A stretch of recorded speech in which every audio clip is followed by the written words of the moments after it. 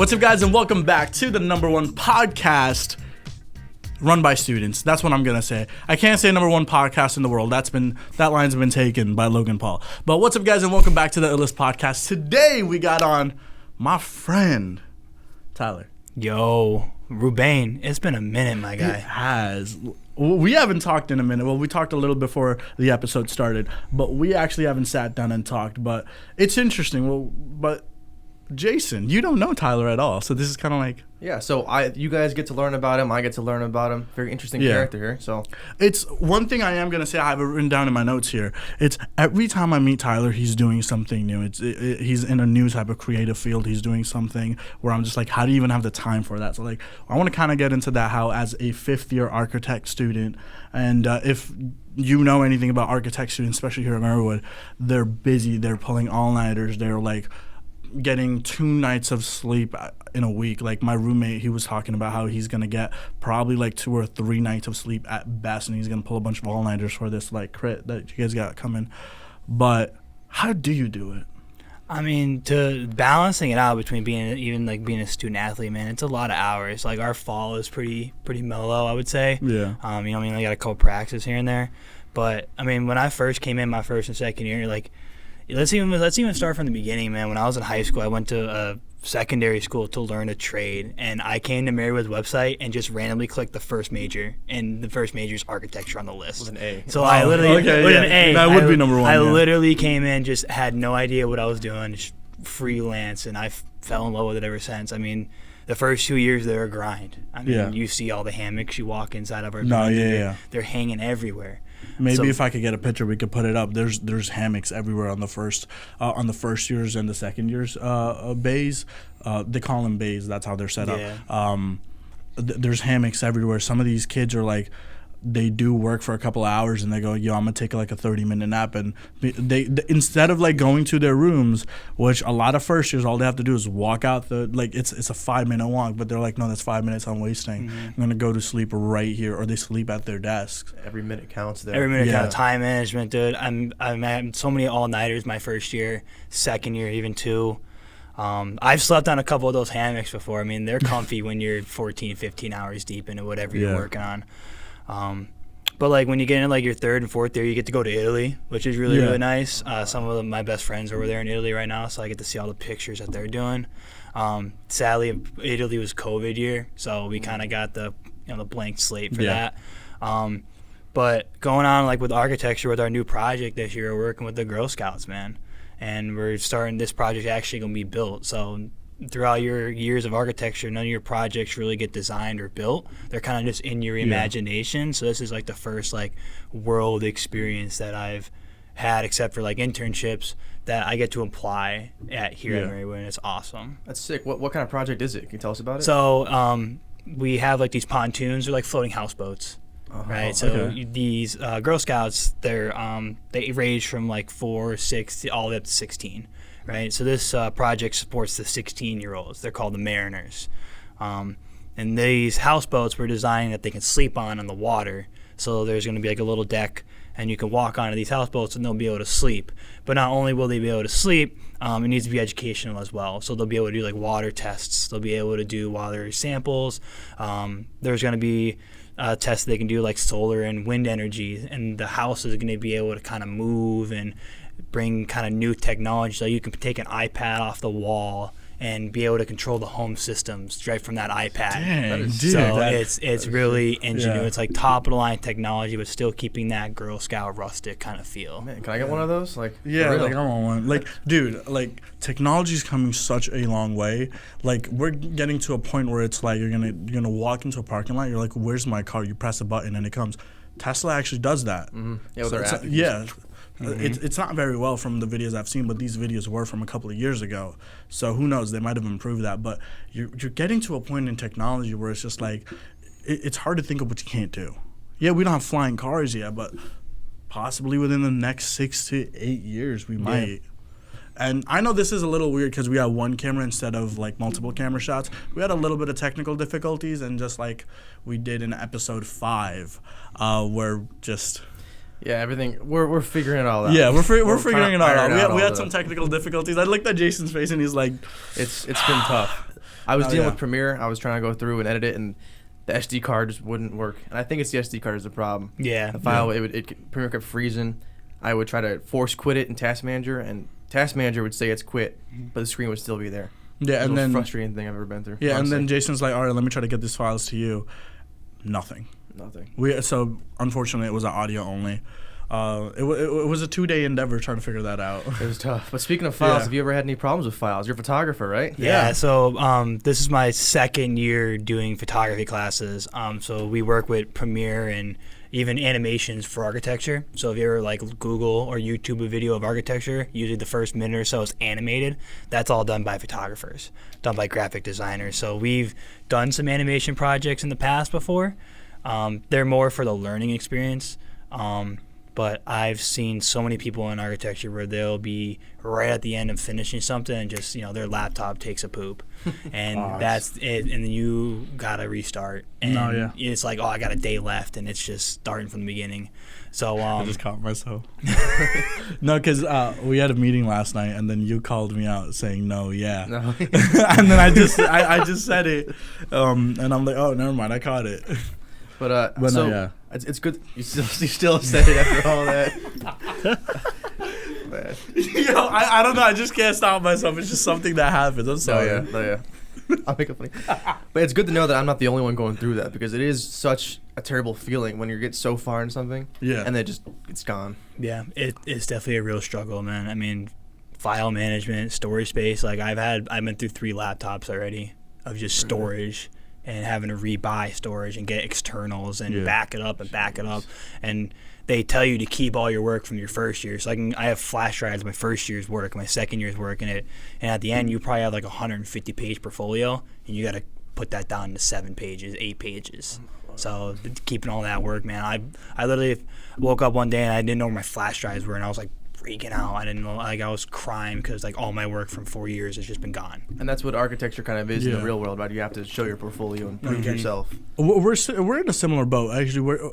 I feel like the comms department is something that could relate to everyone in some way, because you guys have to keep a portfolio. You guys have to keep your projects together. We have to do a similar thing. Whereas, like, I know that, unfortunately, I've lost some of my old projects because I switched laptops, erased footage, and stuff, because I was having that problem as well, where my laptop just kept on crapping out. I thought it was the issue with like SD cards or something. It was straight up my laptop. So I had to invest into this thing. Yeah. So over the summer I got this thing, and so far it's been good. I haven't had any issues with it, but it just really sucks because I would spend hours and hours editing a YouTube video, and I would just get to a point where I'm like, all right, let's try to export it. File's corrupted. Yep. I just spent like 6 hours editing this YouTube video, and now I don't want to even upload a YouTube video anymore. Like, I don't want to redo this. Like, it's a 6-hour-long endeavor of me sitting down, cutting, adjusting lighting, volume, and all that stuff. And after a while, it just gets annoying when it happens over and over again. So, like, when you were like, yo, I'm, like, kind of pissed that this is happening, I was like, I fully understand that.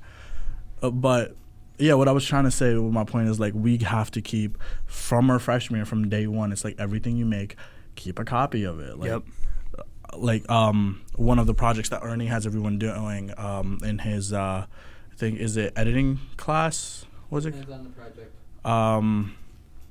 Yeah, his editing class, he had Madame Donut. Yeah, that was editing. Yeah, in field production and editing. He had everyone do that. It's like everyone gets the same type of footage. Everyone gets the same raw footage. Yeah. Now you have to edit it, get the key points in, choose your music and all that stuff. And Put your the little spin on it. differences in everyone's different effects, different edits, like different music in the back. Like, the difference in everything is just crazy, and you're just like, wow. So, like, even with the same footage, everyone comes up with different things. And what I was trying to say is, like, I wish I kept that project, because me editing now, I'm way better in editing than I was back then. But I would love to see a old project like that where I'm being taught, because I've been doing editing and uploading to YouTube since 2015. But back then I was just like going off a whim and stuff. But like, I wish I kept what I learned there, just to like compare to what I have now years later. Yeah, it's all about you're building your portfolio for the Yeah. future, and even like, looking back at yourself and being like, man, I wasn't the greatest then, but how much I've progressed No, yeah. since then. I've noticed that with music for sure. Oh yeah. Yeah, especially with our music, it's like work. Like I listened to the final draft I had of My Time. I would never release that. It's not good enough. Like The hook is so good. the hook is good. It's I'm just, not gonna. but I'm talking about my vocal abilities. But yeah, even They've since then, improved, yeah. And So- that's February, March of this year. Actually, February of this year. Yeah. And then we recorded all night, April. Yeah. No, actually May.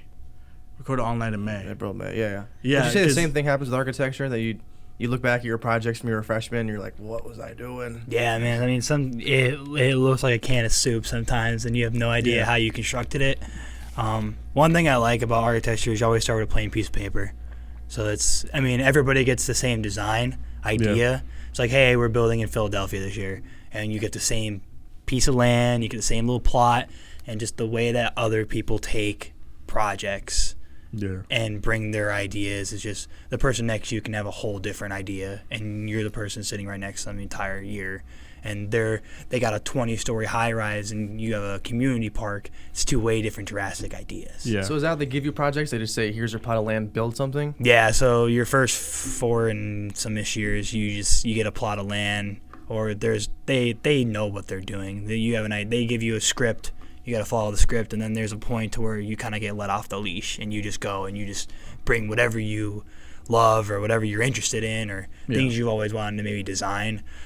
There's a program that you have to be behind, so like you can't just go in there and in downtown Philadelphia and make a church. Like there might be a reason that like a commercial building has to go in there or a residential high-rise has to go in there, so you have to design around that idea. Okay. Yeah. Is there a project that you made that's your favorite of all of them? Do you have one that like you go back to every time and you say, Yeah. I'll never top this? So my 3rd year, I made a train station for the city of Scranton. I designed it, which is actually a thing coming around now. So they're trying to get trains to go out to New York to cut the time down. Okay. But it was like an all-glass train station that was right in the middle, smack dab downtown. And the glass, had ideas like etching it so that it would show like the destination that you were going to. So you can look on the glass and it would show the road map of like New York City, and it would show like the road map of Philadelphia or Allentown, like places that this train station is going. So it was like a visual representation that you can see it as a map, but it was the actual window of the building. And then it was using high-speed train ideas, so I got all in the research of all that, but it was a very extensive project. Is that something you can hand over to the city of Scranton? Say maybe use this? Be or like, how does that yo, work? here's my idea. I made this a couple of years ago. I mean, there was definitely a lot of ideas that we just kind of just wanted to be like, this is so cool for Scranton, but at some points it's way out of proportion. Yeah. Like budget-wise and all that? Budget-wise, idea-wise, like Scranton's ideas right now to what you are right now. You're like, I've lived here all my life. It's like, I want to fix this. I want to fix this. This is not right, and it doesn't look good here. There's definitely a lot of improvements, especially being an architect in the only architecture school in Northeast Pennsylvania. And Scranton is like your town. Yeah. You go right down the road. They work hand in hand with us. So there's pop-up markets now in the Adezo alleyway that they're going to do. So there's that. The 500 Street Renaissance they're redoing to become a public walkway instead of having cars drive through it. They just redid the Lace Factory to be the most high-tech residential apartment in the state. So there's many of different ideas that Scranton's doing. It's good to see them actually doing something for once. I feel like my entire time growing up here, you live close by, I think, Rubane. Like 20 minutes, man. Where'd you grow up? Riverside. I went to Music. Okay, Music, yeah. went to Riverside, Yeah. same thing. So I've been 22 years, man, here. So I drove through that city about a billion times already. So you know how often it changes, which is never really. It's kind of been the same No. way for our entire lives. It's been about the same thing, man. You go out and it's the same building, same street, same event going on. So, I mean, over the last probably 5 years, I say they really kicked it up. Like, they got the Italian Festival. Yeah. That's where we met. That's where we met. Yeah. That was the first time we met, man. And the last year, they had the car show there, man. I took Blair to that. No, yeah, that's where I met you. Yeah, and that's where we Blair for met. the I was first running time. around with the camera. Yeah, I was car show. Like I'm a car guy. I like cars. Like I think Eric and Dan can speak to this. While we were in class earlier, like Dr. Watana showed us a video, and she was like, "What'd you notice?" I was like, "I went C4 Corvette." She goes, that wasn't the point. But what did everyone else see? No, yeah, I'm a car guy. I heard that there was like a car show at the Italian festival, like in the little corner in that little alley, they have everything blocked off. The for 3 cars. Lambos, man, and then that one girl came out and she was like, "Yeah, it's just a $500,000 Porsche. No, you yeah, can get in like it. You can get in it." It's like, thanks. That was I just see this big kid. I see this tall guy with a big camera across his shoulder. I'm like, that's my kind of guy. what's this dude doing, Yep. bro? This dude looks dope. And I see the hat. I'm like, yo, that's a Marywood hat. And I talk to him, and I'm like, yo, what's up? And then I get his contact information, and then The rest is history, man. the rest is history. I mean, I'm a completely, like, you remember me back then. It's completely different, man. I mean, Yeah. fit-wise, you're doing this now, your education, man. I mean, Yeah. you're an academic weapon, dude. Dude, yo, Rubane rants. Here we have another clip building up right here. I don't care what any of y'all say. All of y'all could just stop doing everything. Y'all could just hate whatever. I'm an academic weapon, bro. Ain't nobody lifting weights like me. Ain't nobody making content like me, bro. I'm an academic weapon, and ain't nobody stopping me, bro. I'm gonna go right to his head. Well, that escalated. You went right to the head. Well, that escalated. I was thinking dome shots, man. Yeah, this is about to be the next clip after Rubane doesn't like Apple. You got like the red going around the screen. You get the alarm fired up. No, like- Rubane rants. Like, I'm gonna rant so I just realized I can't move this too much. I'm gonna rant so hard that there's a zoom in on my face. It's shaking. I'm angry, and I'm an academic weapon. And all of a sudden, very calm, like, No, yeah. so- But on to the next topic. Yeah. which So what is- do you shoot with? Yeah. Camera wise. so I have a Canon T2i and 01, and I have the new T8i. Okay. So I've been a Canon fan. Yeah, I'm a Canon guy too. So I got my I'm first soon to camera. be a Canon guy. Nice. That's I mean, right. Canon's and Sony's big now too. Dude, I see a Sony lot of like does. professional street photographers. They just walk around and just and Not they're even all that. using Sonys. A lot of these YouTubers are using these like tiny Sony cameras that are recording in such good quality. Yeah. And these are like tiny cameras that they're like one-handing, putting them like Yep. off to the side to get the like shot for Instagram or to get their videos for TikToks and stuff. And I'm like, Yep. these are great cameras. Like, A lot of those like Sonys. I don't know if you ever like seen the videos of like they track the person and Yeah. they never get out of focus. Sony has those features. Sony is leagues ahead of every other Everybody. camera Yeah. and as far as autofocus goes and whatnot. Canon has the best color correction, and Image, color profiles. everything. Like Yeah. Canon's, I think if you're gonna go into photography, Canon's your best bet. It has the best all around everything. Yeah. But I honestly wish I invested in Sony's because I always shot Canon like you. I had the T6 I think when I first started, Mhm. and then I kept going up from there. But I always stayed Canon because once you Once you go, you have all the stuff already. You're going.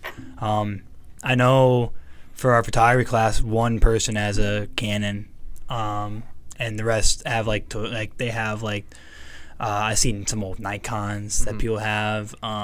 I have a Canon. Like I said, one person has a Canon. A couple of people have the older Sony versions. And then our teacher has an old Nikon, just like a dinosaur thing, but she does immaculate things with that thing. is it Miss Dilger? Is she? Yeah. Yeah. I Love met Miss her Dilger.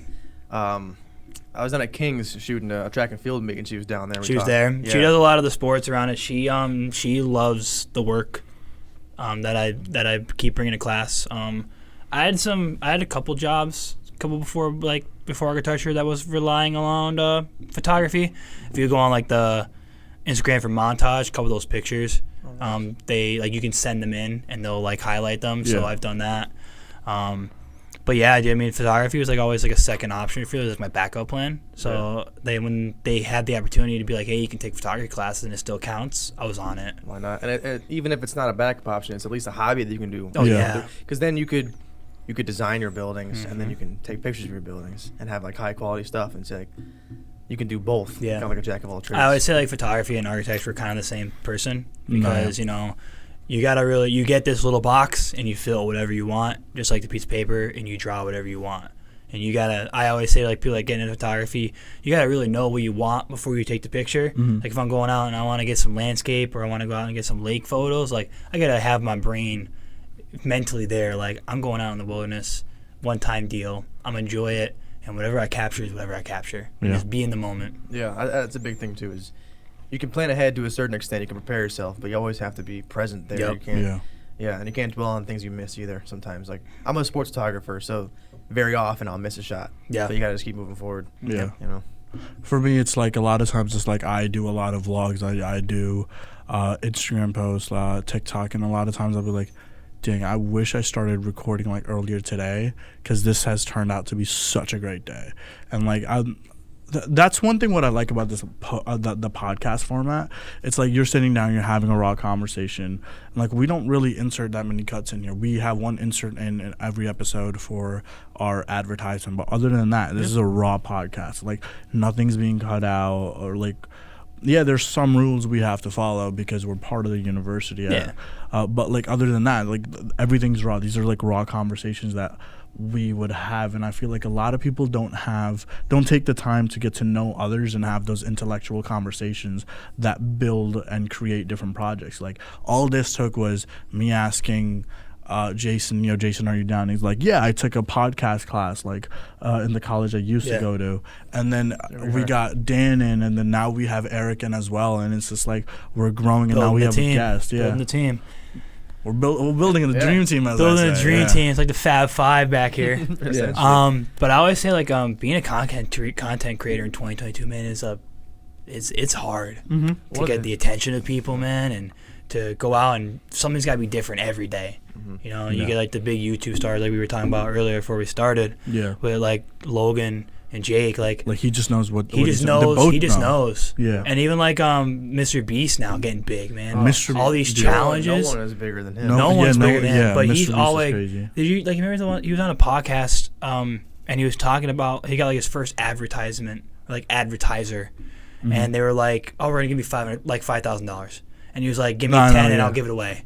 And that's how he started. Yeah, that's how he asked the advertiser to double it, and he was like, double it, I'll give it away to the first person I see. And then he just builds his channel on top. He built it on top. He was like, trust me, give me 10 looks much better than 5. I'll give the whole thing away in a video, and video's gonna do well. You're gonna get a much better like publicity. And then his mom was like, why don't you just keep 1,000 or 2,000 and give away like 8? And he gave it straight away. He was like, no, I'm giving all of it away.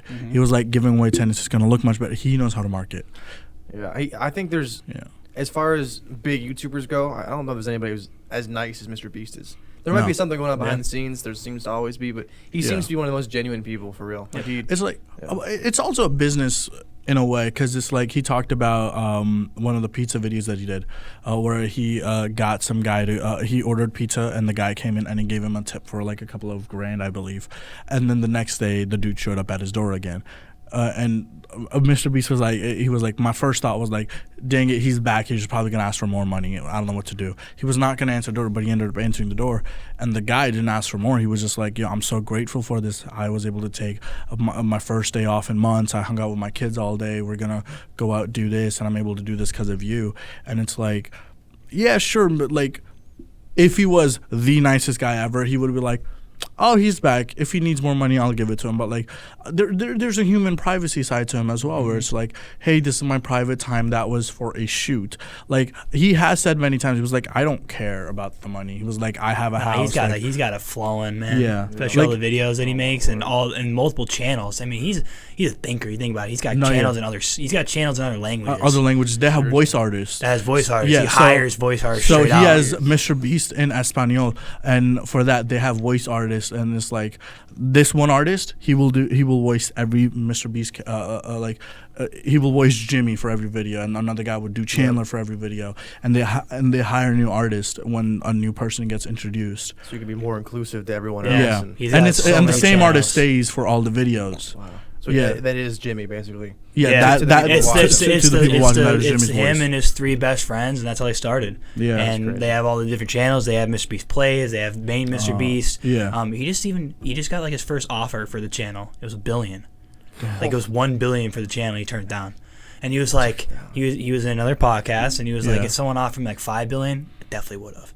But like his revenue, whatever YouTube's percent is per view or whatever, however it works, he's getting so much. But mostly based on ads and stuff like likes and subscribers. Yeah, but like over his entire all of his channel, I think he has like almost, if not over PewDiePie subscribers. No, he's I think he's no, double. he passed I think he's PewDiePie. double. Yeah. I don't know about double, But I'm but talking about all of his channels all combined. I of think his he's channels double. combined, he I think might he's be. double. Jeez. I remember when Maybe. PewDiePie was untouchable. Yeah. PewDiePie was untouchable. PewDiePie also was like doing this in a time where it's like not everyone was watching and just sitting and consuming content. A lot of it was like gaming based. Like Mr. Beast is trying to make creative content, which is hard to make. Like he's spending a lot of money in these videos, but like the video that got him viral was saying Logan Paul 100,000 times. Or no, it was counting to 100,000.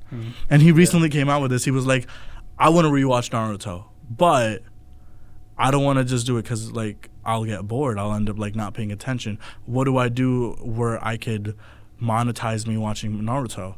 The whole time he's counting to 100,000, he's watching Naruto.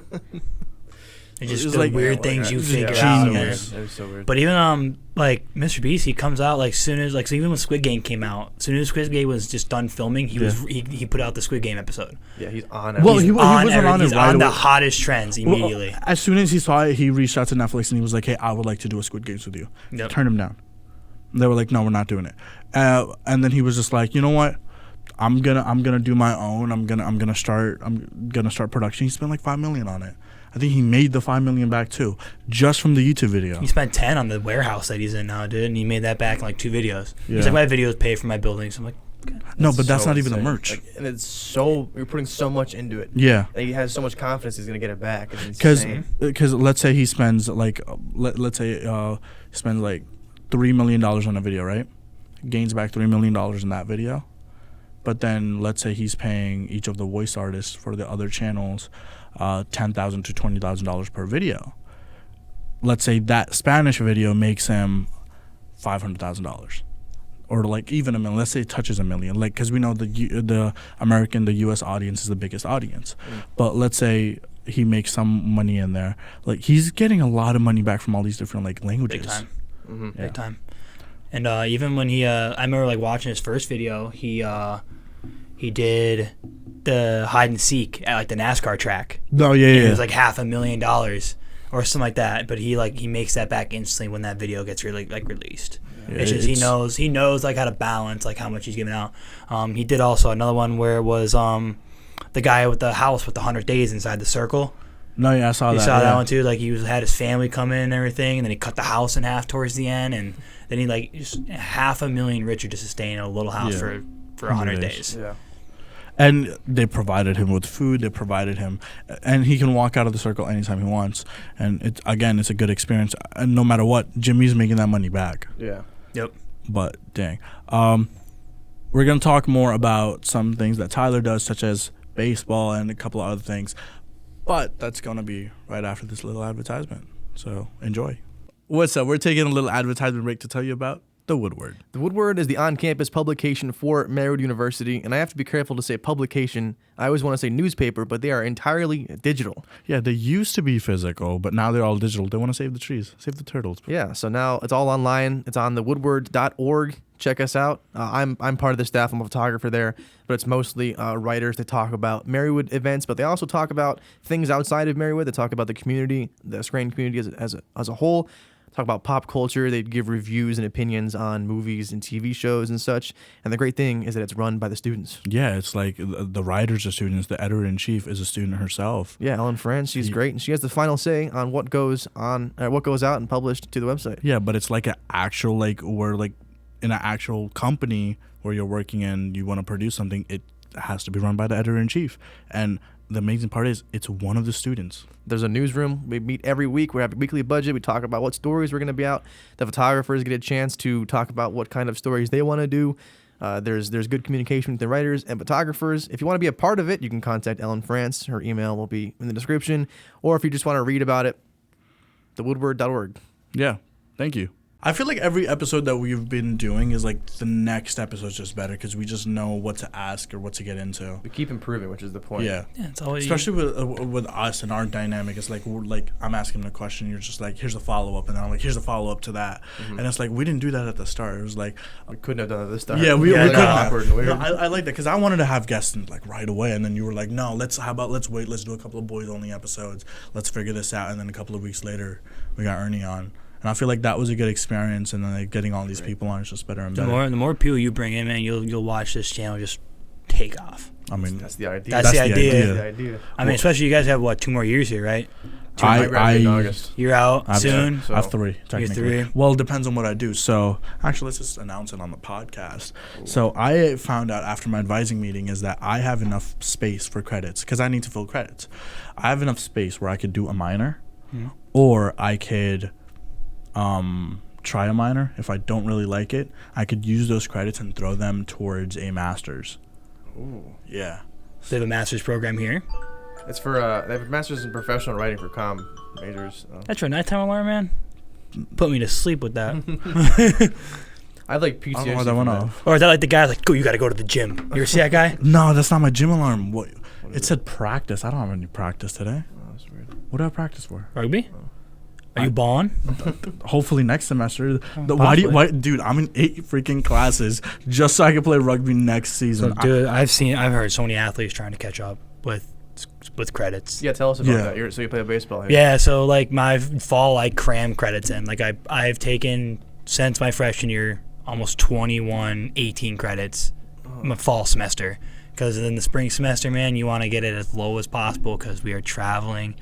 Like, we play Friday, a game. We play Saturday, 2 games. We're off Sunday. We're back practicing Monday. We have a game Tuesday. And we have Wednesday off. And we got a game Thursday. And so it's a 40-game season in 5 weeks. Yeah. How do you balance like classes and like if you miss a class, are they okay with that? Most of the time, like you're just like in the beginning of the year, you're like, yo, what's up, professor? Like I'm gonna miss a crap ton of days this year, and I'm sorry, but like I usually just set on my schedule, X off the games that I'm gonna be gone, and it's like I'll email them like a day before, like, hey, I'm not gonna be in class today. Yeah, most of the time, they're chill with it. Yeah. I mean, there's some professors I heard in like other majors that are like strict to the bone, but never really ran into them with architecture. They understand.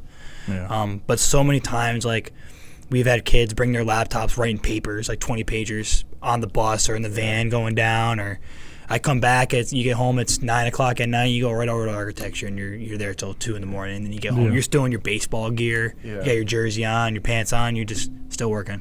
No, I know with rugby's a 2-season sport. They just ended their first season, I think last week, and the next season starts next semester. So it's like, whereas if some like other sports teams, they get away with like, okay, this semester I'm gonna load up on classes, get these classes out of the way, and then I'll be good in the next semester. I could take like 12 credits, or like let's say I could maybe even 10 if I don't know why you would do that, but let's say they take 12 credits the next semester and like they play it safe, less credits. Rugby can't do that. Because you're doing both dual sport. It's a dual semester even sport. Like women's basketball, like the winter sports, they stay here over the break. Yeah. And it's like you get no break. It's like, well, that's gret. And I think they come early too. Usually, they're usually like they the come soccer back. team comes in early, as well as I believe basketball. Women's basketball. I think volleyball just ended too. I think. Yeah. Women's soccer's done. Yeah. Tennis is a dual sport, I think, too. Fall and spring, they have a fall thing. Yeah, yeah. We have a girl in our studio that's a tennis player. But yeah, I mean it's a grind sometimes. Like you got to really be key at time management.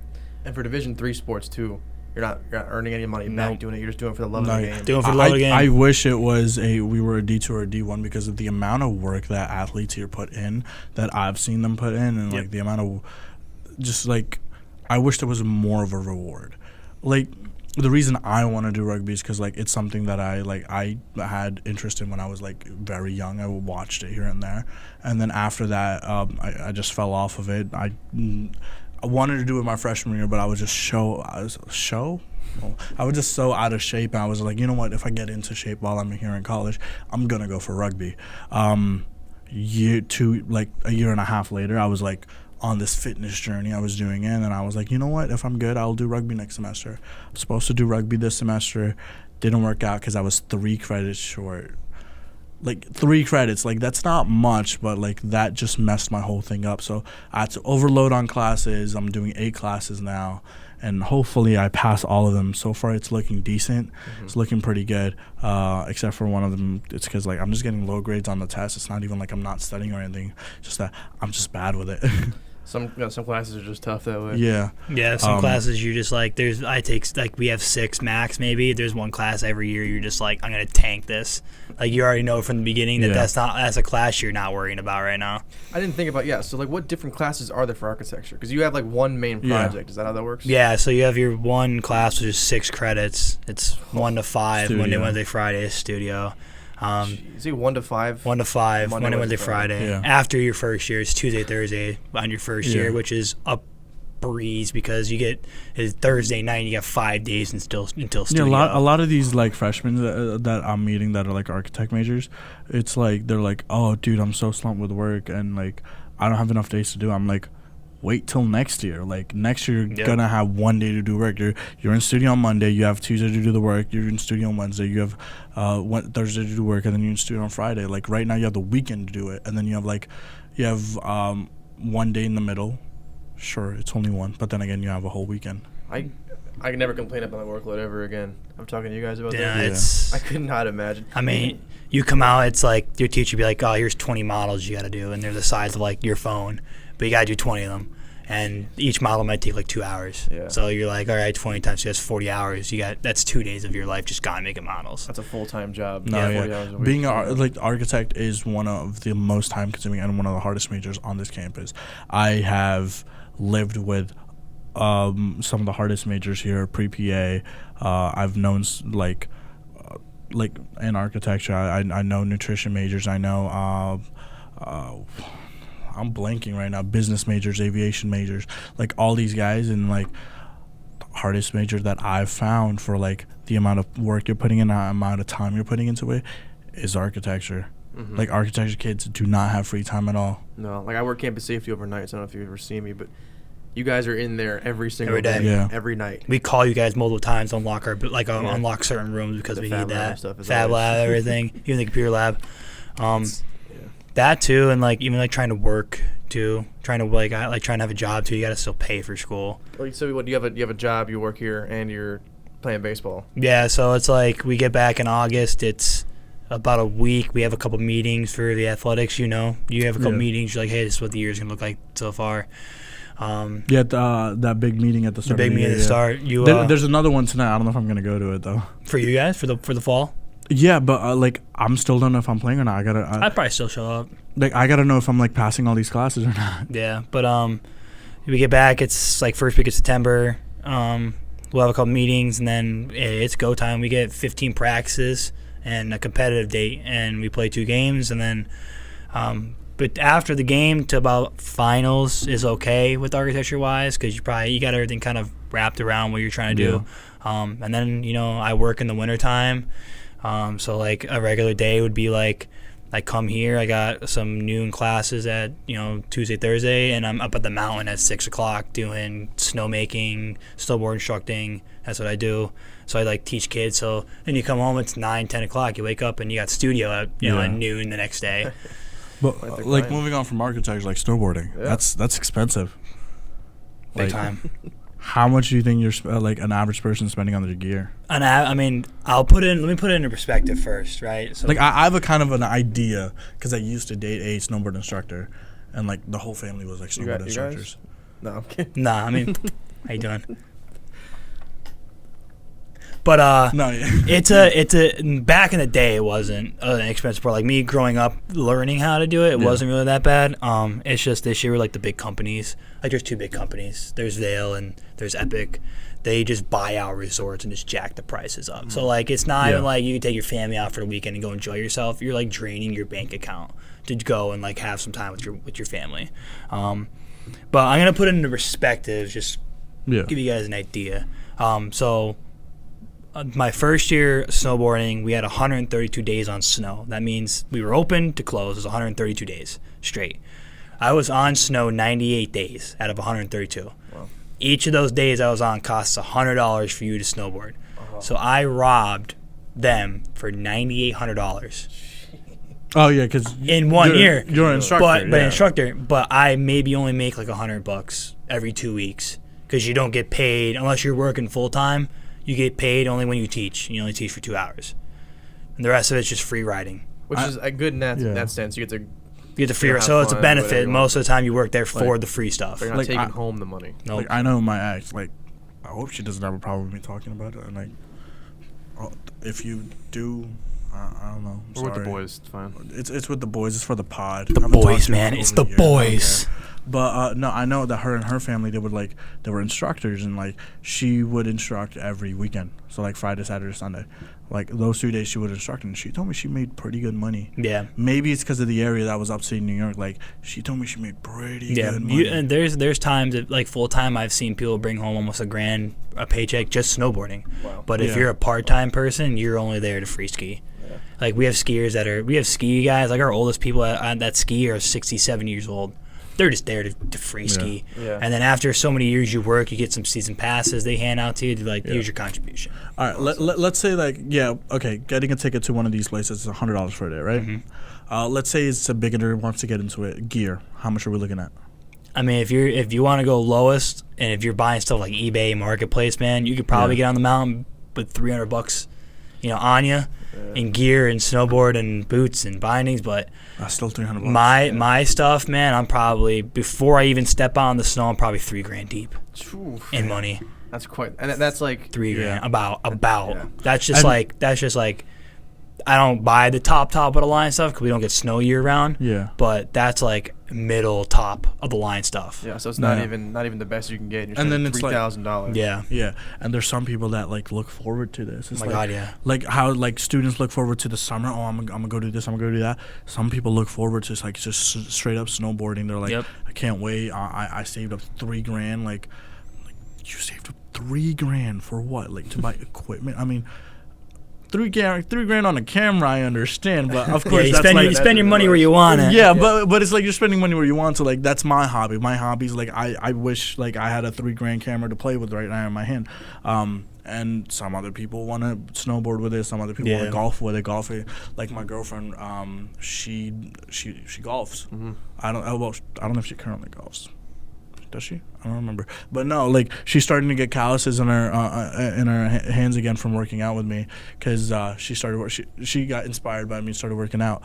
And she's like, "Oh, my calluses are coming back." I'm like, "Oh, you're not freaked out by them?" And then you're not like I showed her my calluses like they're okay right now. Every 2 weeks they get like really big and like I rip them off. Like I know some people don't. I do. Like I was like, "You're not freaked out about this?" She was like, "No, I play golf." I'm like, Yeah. "How expensive is golf?" She's like those rackets, bats, what are they called? Clubs, yes. Like a whole set, man. It's just No, yeah. an arm and a Those leg. can run up to like, What was that? I think that was Brittany. Speaking of, what's up? But yeah, Those can all run up to hobbies, like, they're yeah, so so expensive. expensive. So, and my girlfriend plays the clarinet, and Yeah. her clarinet is like $2,000. Yeah. I played trumpet in high school. It was $800 just for a beginner trumpet. Yeah. Yeah. Like it's You might go a little more into that, and it's. I mean, I love playing my guitar. I know Eric could speak to this. If you guys don't know Eric, he's going to be a future guest on one of the episodes. He's our audio engineer. Yeah. From now you wanna on, wave yeah. at her or something? But I know Eric. You play guitar, and playing guitar is expensive. Like anything up to $500, that's beginner. That's like very beginner. Like let's say $300. Let's be a little moderate. $300. That's a beginner guitar. Like up to $500. That's the higher end of the beginner guitars. Anywhere between $500 to like $1,200. That's like intermediate. Like advanced and elite guitars can go up to $4,000, and like you're paying $4,000 for what? Like strings and like wood cut out. But like it's a beautiful instrument. You can do so much with it. yeah. It's like what you can do with it. To even like bring it back to snowboarding. Yeah. Where you can go with snowboarding. Like if you ever looked on TikTok and saw all the videos, people like in the mountains, they're in the back country. Bro, They're you gotta teach me. dude. Anytime you want to come up, get free tickets. So my girlfriend, she's like, "Oh, we should go ski," and I'm like, "I don't want to." ski. You want to snowboard, man? You'd be a menace out there. I'll be- Illest vlog. We all Dude, go actually, snowboarding I've been together. done. Yeah, Out I've there. been doing this. We have someone at the mountain that does the promos. Put GoPros on their boards, Oh, yo. and they do like the tricks. They do the I would flips be and stuff like down. that. Should we? That'd be We do sick. that. I used to ski, but Illa that's special? a little different. I mean, like I said, I work at the mountain, dude. I can strap a GoPro and get you guys some stuff at the mountain, Yo. and be Dude. like, "Yo, we out here. Yeah. We out here." It might be something to talk about, like Yeah. off podcast. Not But podcast. you might have just started Of course, an idea. of course, man. Cool. Anything, but 'Cause I love snowboarding. Yeah. I met my girlfriend snowboarding. That's how we met. She's a ski instructor, and I was a snowboard instructor, and that's how we met. I mean, what's better, you and her in snowboarding, me or you in a car show? It's a tough choice, man. We're gonna leave that for the boys. Can't We agreed in the wavelength. No, yeah. But she's a wicked skier. Backwards stuff. She's going in the trees, doesn't care. But that's how we met. But it's the opportunities. Like we're going to Utah for the first time this year, like ever. We're going to one of the biggest mountains in the country. But like I always tell people that when we get done with our lessons teaching, they always come up and they're like, hey, like I want to get new gear, and it's like, if you really want to buy into the sport, you got to buy in. There's no halfsies. Mm-hmm. If you're going in, you're going in. But it's always like where you want to go with it. You get freedom, man. You're out there. There's no one telling you where to go.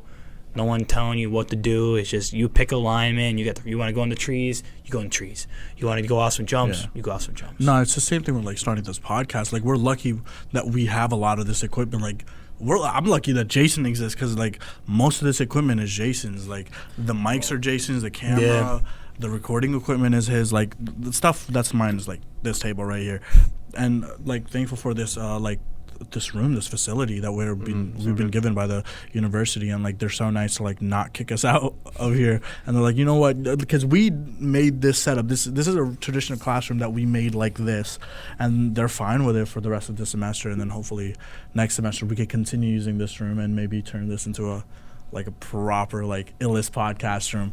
But like you got to go all out into it. Like I would have probably ended up spending like a couple of $100s if like you didn't already own this stuff. And this even itself was a couple hundred, just because I tried podcasts in the past and I was never able to get like the right person and enough commitment from people, so to actually be able to go through with it for real. No, it's weird how we both tried doing it and because of the same reasons, like it didn't work. Our paths. I was in the radio station. You were making music. I was making music. He was in there. And I had two ideas clash together. Yeah. But podcasting, dude, it's always like a nice thing to do, and it's like you said in the beginning, it's just a raw conversation, and it's gonna take turns. You don't know where it's gonna go. Yeah. Like we didn't plan about talking about like how expensive things get and like where we are now, but like because like. In my notes right here, I have snowboarding, but like it's like architect major, as well as like photographer. That's what I have. Like a general outline. But it is hard to understand like who a person is in 2 hours or an hour, however long this is. But just to like that's what keeps people bringing people back. Yeah, it's like he was on like you say like the big podcast where they bring out the stars.